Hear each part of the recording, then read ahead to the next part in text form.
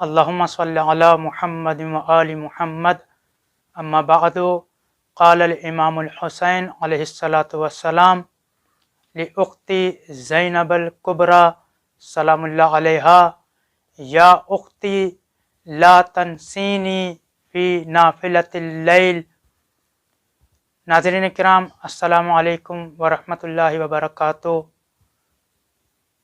15 رجب المرجب 66 ہجری تاریخ کا سیاہ ترین دن کہ جس دن علی و فاطمہ کی شجاع ترین بیٹی زینب کبریٰ سلام اللہ علیہا کی شہادت واقع ہوئی۔ جناب زینب سلام اللہ علیہا ان خواتین میں سے ہیں کہ جن کا کردار اسلام میں بہت مہم رہا ہے۔ جب آپ کی ولادت ہوتی ہے تو آپ کے نام کو جو انتخاب کیا گیا وہ نام خود رسول گرامی صلی اللہ علیہ وآلہ وسلم نے انتخاب کیا۔ کہا گیا ہے کہ خود جبریل علیہ السلام خدا کی طرف سے یہ نام لے کر پیغمبر اکرم کی خدمت میں حاضر ہوئے کہ اس بچی کا نام زینب رکھو۔ کتاب خصائص زینبیہ میں 20 خصوصیات جناب زینب سلام اللہ علیہا کے بارے میں بیان کی گئی ہیں۔ خود پیغمبر اکرم فرماتے ہیں کہ میری امت کے حاضرین غائبین کو میری اس نواسی زینب کی کرامت سے آگاہ کرو۔ بالتحقیق میری نواسی اپنی نانی حضرت خدیجہ سلام اللہ علیہا کی طرح ہے۔ زینب لغت میں نیک منظر خوشبودار درخت کو کہا جاتا ہے اور زینب باپ کی زینت کو کہا جاتا ہے۔ امیر المومنین علیہ الصلاۃ والسلام سب کے لیے زینت تھے، لیکن اگر علی کے لیے کوئی زینت ثابت ہوئی تو وہ جناب زینب سلام اللہ علیہا کی ذات گرامی ہیں۔ آپ کی زندگی میں بہت سارے کمالات اور کرامات پائے جاتے ہیں۔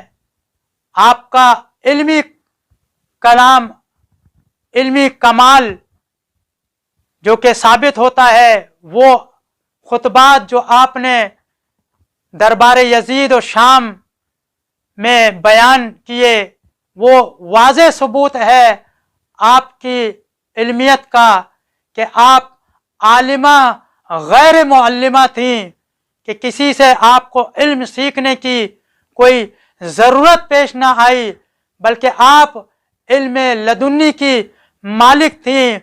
اور تاریخ میں ملتا ہے امیر المومنین کوفے پہنچے اور امیر المومنین کی حکومت تھی، تو اس حکومت میں تو جناب زینب سلام اللہ علیہا خواتین کے درمیان درس تفسیر دیا کرتی تھی۔ آپ کا کوئی ثانی نہیں ہے عبادت میں۔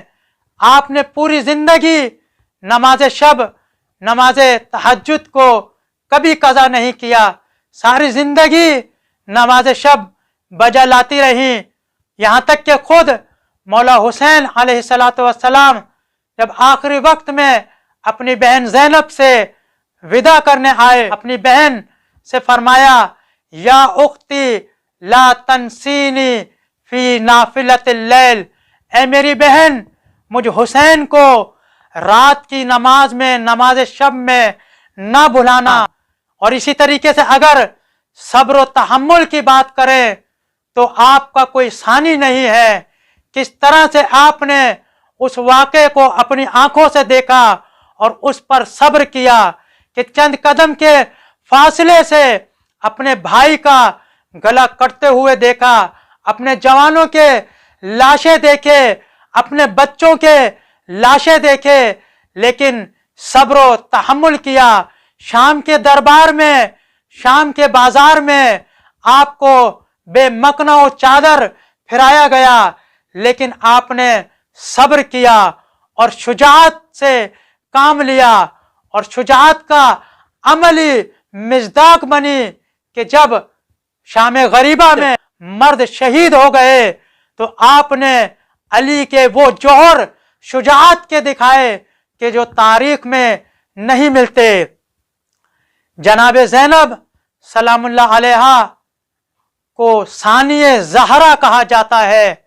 जिस तरह से जितने मसाइब जिनकी कैफियत जैसी कैफियत मसाइब की जनाब ज़हरा के बारे में है, वैसी ही कैफियत जनाब ज़ैनब सलामुल्लाह अलैहा के बारे में भी है कि आप पर जो जुल्म ढाए गए, आपको बेमकना चादर शाम के दरबार में, शाम के बाजार में ले जाया गया और ताजियाने मारे गए, आपके भतीजे को अजियतें दी गई, लेकिन आपने सब्र से काम लिया, आपने हिल्म से काम लिया, आपने बर्दाश्त से काम लिया। हाँ, यकीनन ये जनाब ज़ैनब की ही शख्सियत थी कि जो इन सब मसाइब पर सब्र कर सकती थी और उन पर तहम्मुल कर सकती थी।